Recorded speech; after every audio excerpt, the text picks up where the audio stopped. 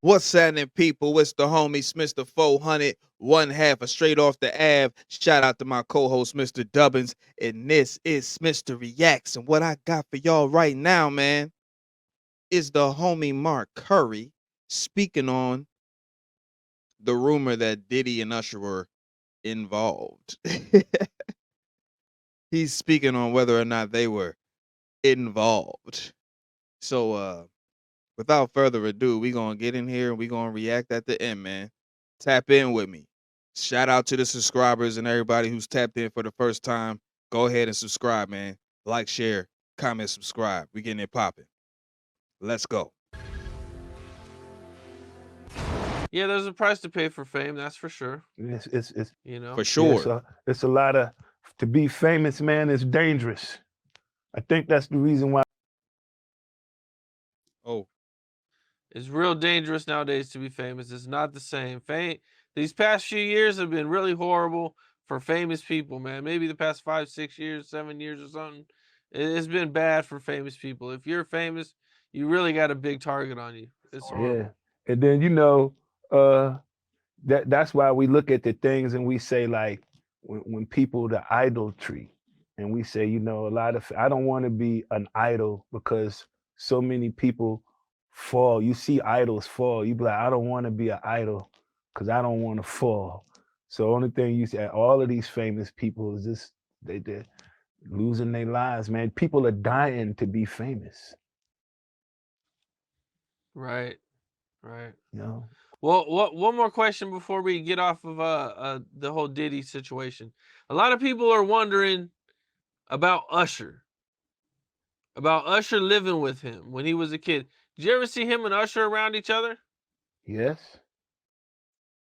That's when How was that? That's when Usher was on Arista, and Arista was LaFace. Well, he was on LaFace, and then Diddy did that song, that one song that he did for him, that one single. That was, I believe, before the Bad Boy era. Diddy did that song with Usher, and then if Usher slept, but Diddy slept on Andre Harrell couch, and Diddy also slept on Dallas Austin couch when he came down here to Atlanta before he got Dallas Austin, and Kim Porter was the one that helped him get with L.A. Reid to fund Bad Boy.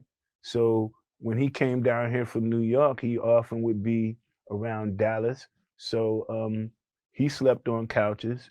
If Usher slept on his couch, I hope Usher didn't sleep on his couch and get the same treatment that Diddy may have gotten when he slept on other people's couches, because you know how that casting couch is.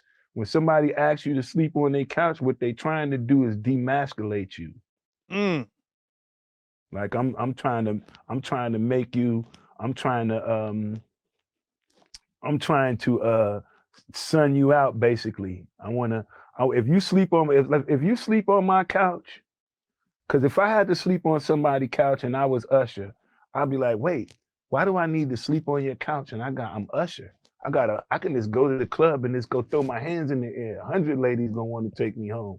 So as soon as I got to the point where I had to sleep on somebody's couch, I'd be like, no, take me to the club and He drop me said off. no. I'll figure it out. I'll go in the club, get on the mic, be like Bad Boy for Life. I give them a free song, buy a couple of girls a couple of drinks or something like that. I'm going home with one of them. I ain't sleeping on nobody's couch. So I believe that it was when Usher was young, before he was famous. He stayed with Diddy. I don't know about sleeping on the couch. Yeah, you know, it's a couple of things that yeah, I remember that. I remember that and I remember that story there, and I remember a few other stories. But at the same time, Usher is a cool person to me. And no matter what Usher is, Usher has always been Usher. You know, I never expected. He dated Tamika Foster and they went through their relationship. Tamika's cool, but Usher is Usher. And you never know what to expect from people. So he has, his Usher type of way. And I don't never really judge, how his ways or how he acts, but we do know the stories. There's been some stories. It's been some. Oh. It's been some stories, but some stories that if it's true for those who know the stories, then they know it. For those who may not understand or know that truth, ooh, maybe that's just something that is just not meant to be known. You know, it would be very incriminating for these kind of stories to be talked about. Well, there was a situation where the cops came knocking on your door and some women were accusing Puffy of raping them or something. Yeah, What all happened with that situation? that story right there, man, is one that I think it kind of shows more of what happens when you're famous and like the females they came over with what came over with Zip and somebody else they were with. They came over with Zip and somebody else. And they knocked on the door and I let them in.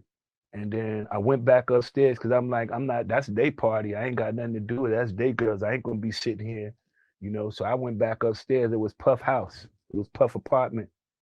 And it was like a townhouse, 3 floors. So I was sleeping on the 3rd floor. Sean was on the bedroom on the 3rd floor. Then it was a middle floor. It was 2 floors. 1, 2, yes, 2 floors. So I'm downstairs. Well, no, they downstairs. So then they leave. So when they leave, it's probably about 3 in the morning, 4 in the morning, they leave. So then I hear another knock on the door. Boom, boom, boom, boom, boom. I'm like, yeah, who is it? They was like, it's the police. I opened the door. I said, what's going on? They was like, yeah, it was 2 females that are outside saying that they were in here and Puff Daddy raped them. And I said, Puff ain't been here. Like he ain't been here, and I ain't seen him. I ain't seen him nowhere around here. So the next morning, it was even in the newspaper. It was in the newspaper. Puff Daddy, 2 girls accused him of rape. So, but what I learned from then was I was there, and Puffy wasn't there, and I knew it.